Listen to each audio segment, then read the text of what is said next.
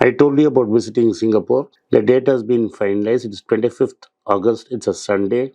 Those desirous of meeting me in Singapore can drop a message to the WhatsApp number given below or contact my team by an email. My team would reach out to you and we will assure you of our best services. For English and Hindi, there will be a separate meeting. See you in Singapore. Hey guys, welcome back to Be Rich. Before we get into the video, I wanted to bring to your notice that my uncles Vinod Srinivasan, Anand Srinivasan and I have rolled out our Substack, which is basically a blog slash newsletter where we're going to post our original research onto it. And we've analyzed macroeconomic trends. And a lot of you know my uncle Anand Srinivasan and I regularly write for The Hindu. And these articles are also going to be made available for you in the Substack. The link is moatinvesting.substack.com. You'll find it in the description and in the video right now.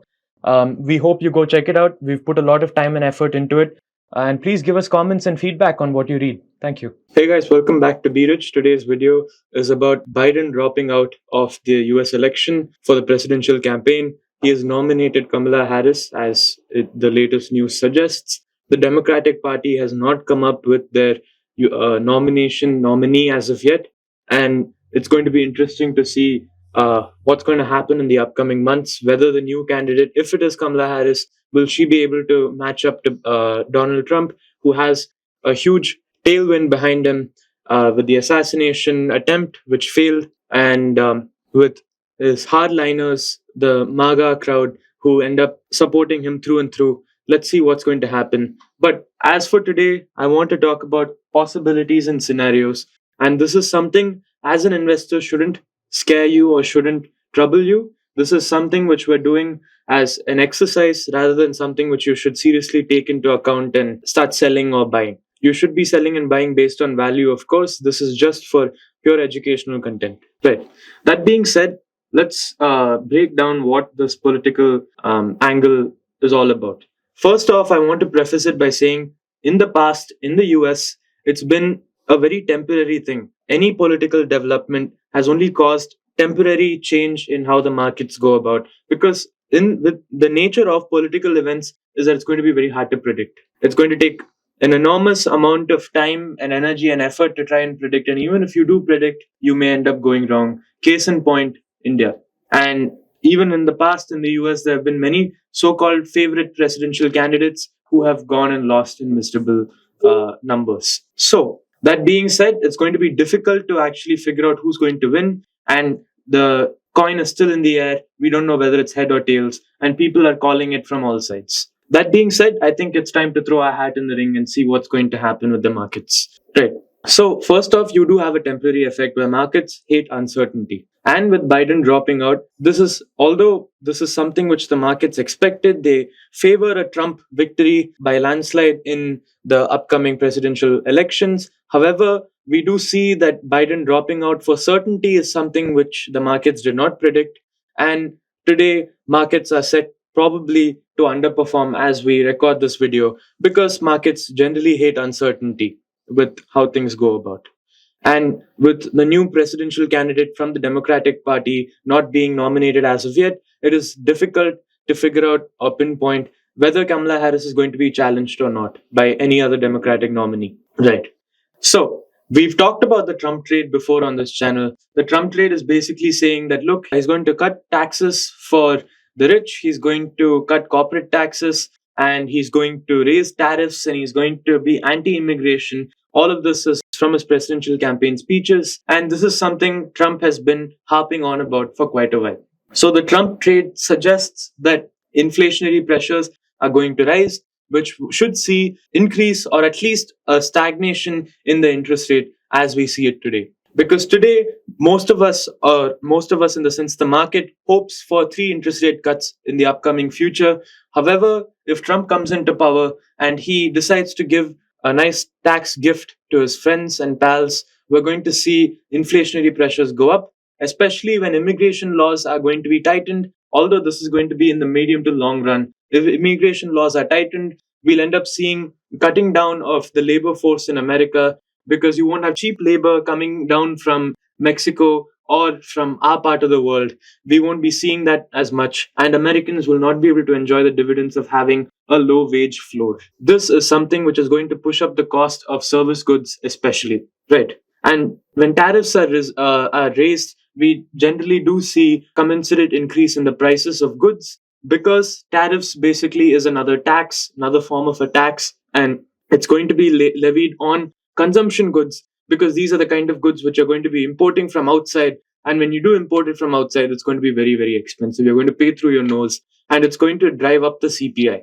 Therefore, people expect the Trump trade is basically saying that, look, in the long term, we should see interest rates rise or remain where they are, which is why the inverted yield curve may not be so inverted anymore. This was something which the yield curve factored in. But today, after the positive inflation news with the 3% number, we see that the market still expects an interest rate cut in the upcoming future.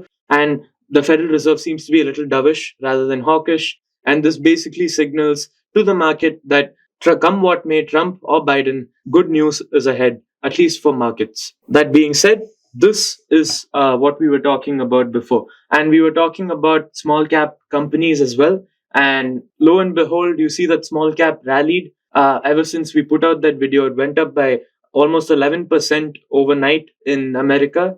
And that's a huge performance to happen within a short period of time. So it seems that at least small caps have already started factoring in the interest rate cut, because as we said before, small cap companies tend to benefit quite a lot from interest rate cuts, because most of these small cap companies have floating debt, and floating debt basically means that the interest rate is floating, and if the interest rates are cut, they're going to pay a smaller amount, and they get to even pad their balance sheet a little bit. Even the loss making ones can survive a little longer. So this is basically what is happening in the market. And now we move on to the realm of possibilities, where people are saying that, look, if Trump comes into office, we're going to see Trump pressuring the Federal Reserve to keep short term rates artificially low, and this should rebound at some point soon. How you're going to use this information to make money in the market is going to be difficult to imagine. And I have to preface it by saying Trump is not an easy man to predict. He's very unpredictable. It's going to be a difficult task for anyone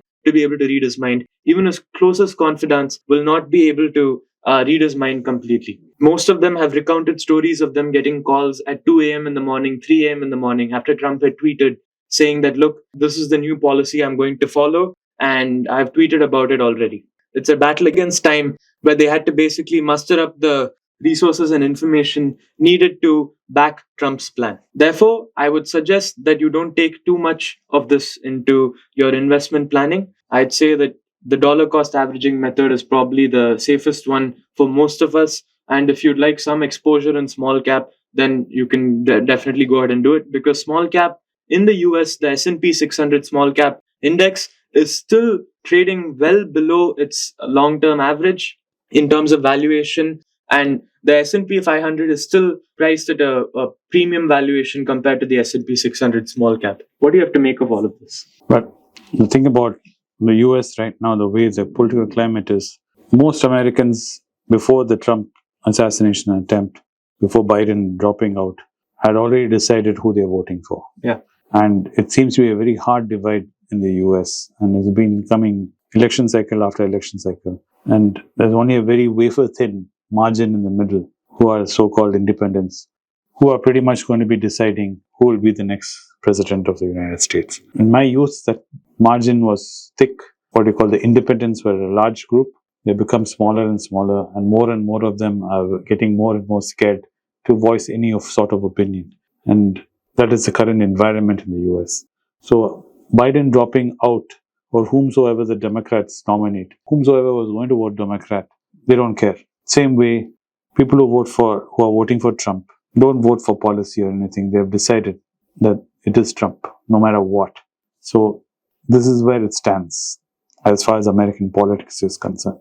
Now, as far as the interest rate cycles are concerned, I do believe the market is expecting more and more, and it's very buoyant and jubilant that the interest rates are going to drop. And you can see it even in the gold price movement. Not only is because of China's demand of gold and Chinese central bank's consumption of gold, it's also because if the interest rate starts falling, more liquidity in the market, and when dollar starts losing value, gold starts gaining value, and you're starting to move towards that direction. And even if we have a few small rate cuts, the exuberance in the market is going to be very pronounced. Anand feels for that kind of exuberance to be justified, you should have a series of rate cuts, not just one or two. Yeah. That you need at least 4 or 5 to come back to where you should be really feeling the slush The funds. market has priced 3 rate cuts. Yeah. So I feel market has priced 3 rate cuts and will get into a feeding frenzy the minute one comes to reality. That the other two are guaranteed. They won't even think of timelines. They will not even think is it possible or not. It will just be taken, it's happening and it's a given. And that's where the problem as an investor lies. That's why I rather stick to what you were saying in the beginning when you were prefacing this whole discussion, that I rather look for value and buy these values and stay. And even Peter Lynch says this in his book, that yes, this is all interesting, but as an investor, you're served far better looking at individual companies and its moat and staying within your circle of competence and buying, like you said, in dollar compounding, meaning by little by little by little. Even if the price is very juicy, let's say it's phenomenally priced and you should be crazy to miss this price. Even at those prices, you should be buying in small bits and chunks, not in huge swaths. Because when a market like this, which is so volatile, starts swinging, it's very difficult to predict how far it will swing and which way it will swing before it starts settling down again. And the American elections is just a tipping point to a wider disarray that's going to play out following next year.